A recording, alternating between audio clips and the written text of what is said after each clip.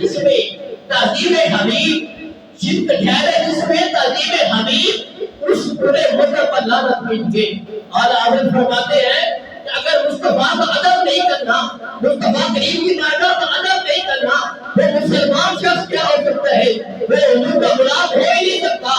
اس مذہب پر اعلیٰ حضرت فرماتے ہیں لعنت کیجیے، وہ حضور کا ادب نہیں کرتا، بلکہ ہمارا ایمان ہے، ہمارا ایمان تب مکمل ہوتا ہے۔ اعلیٰ حضرت فرماتے ہیں جب حضور کا ادب کیا جائے، حضور کا احترام کیا جائے۔ میرے مصطفیٰ کریم علیہ السلام کی بارگاہ کا ادب و احترام کرنا، تعظیم کرنا، اس کا حکم اللہ تعالیٰ خود فرما رہا ہے۔ اللہ رب العزت بھی رب العزت بھی جو ہے وہ اپنے معبود کا ادب کرتا ہے، تعظیم کرتا ہے، اور پھر ہمیں بھی ارشاد فرماتا ہے کہ تم بھی میرے معبود کا ادب بھی کرو، میرے معبود کی تعظیم بھی کرو، کیونکہ مصطفیٰ کا ادب ہے،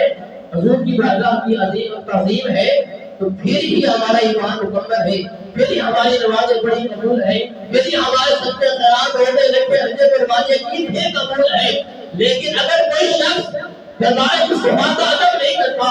حضور کا احترام نہیں کرتا،